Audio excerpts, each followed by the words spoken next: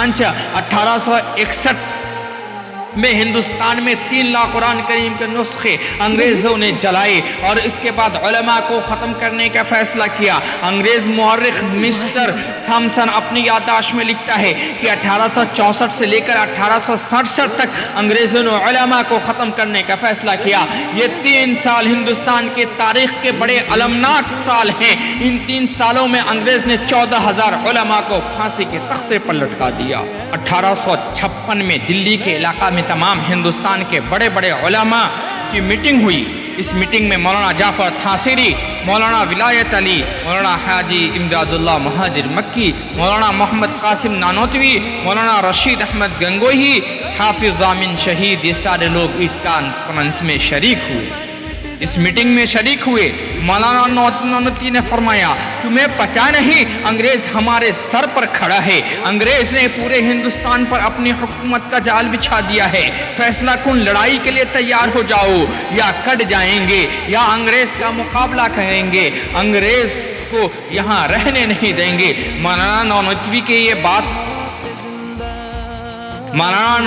ने ये बात फरमाई तो एक आदमी उठ खड़ा होकर कहा, हज़रत हमारी तादाद तो बहुत थोड़ी है, हमारे वसाइल तो बहुत थोड़े हैं। हज़रत नानोतवी ने तारीख़ी बात फरमाई, क्या हमारी तादाद गाज़ियाने बदर से भी कम है?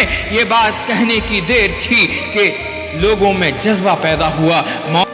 मेरे दोस्तों, 1857 की जंग आज़ादी में 2 महाज बनाए गए। एक महाज अम्बाला पर जिसकी क़यादत मौलाना जाफ़र थांसीरी के पास थी, और दूसरा महाज शामली पर जिसकी क़यादत हाजी इमदादुल्लाह महाजिर मक्की रहमतुल्लाह अलैह के पास थी। मेरे दोस्तों, आप हैरान होंगे, उलमा लड़ाइयाँ लड़ी, गोलियाँ चलाई, उलमा शहीद हुए, हाफिज़ ज़ामिन शहीद हुए, रशीद अहमद गंगोही ज़ख्मी हुए, हज़रत नानोतवी खुद ज़ख्मी हुए, बेशुमार उलमा इसमें शहीद हुए। 1857 में जंग आज़ादी ख़त्म हुई। अंग्रेज़ वासराय बरतानिया ने अपने हिंदुस्तान के लोगों से, हिंदुस्तान के अपने वज़ीर-वज़रा से और हिंदुस्तान के अपने मशीरों से रिपोर्ट तलब की कि बताओ 1857 की जंग आज़ादी के बाद तुम्हारी हुकूमत हिंदुस्तान में कैसे कायम रह सकती है। तो डॉक्टर विलियम्स, जो हिंदुस्तान के बहुत बड़े साइंसदानों में से था, उसने वासराय बरतानिया को जो रिपोर्ट भेजी है, उस रिपोर्ट के अल्फाज आपको सुनाता हूँ।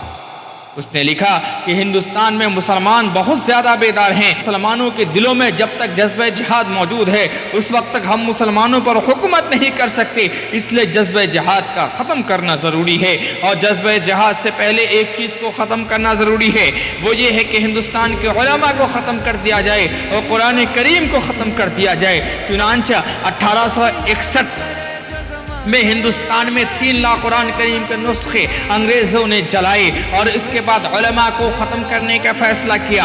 अंग्रेज़ मुअर्रिख़ मिस्टर थॉमसन अपनी याददाश्त में लिखता है कि 1864 से लेकर 1867 तक अंग्रेज़ों ने उलमा को ख़त्म करने का फ़ैसला किया। ये 3 साल हिंदुस्तान की तारीख़ के बड़े अलमनाक साल हैं। इन 3 सालों में अंग्रेज़ ने 14,000 उलमा को फांसी के तख्ते पर लटका दिया। थॉमसन कहता है कि दिल्ली की चांदनी चौक से लेकर खैबर तक कोई ऐसा दरख्त न था जिस पर उलमा की गर्दनें न लटकी हो। थॉमसन कहता है उलमा को सुअरों की खालों में बंद करके जलते हुए तंदूरों में डाला गया। थॉमसन कहता है उलमा के जिस्मों को तांबे से दागा गया।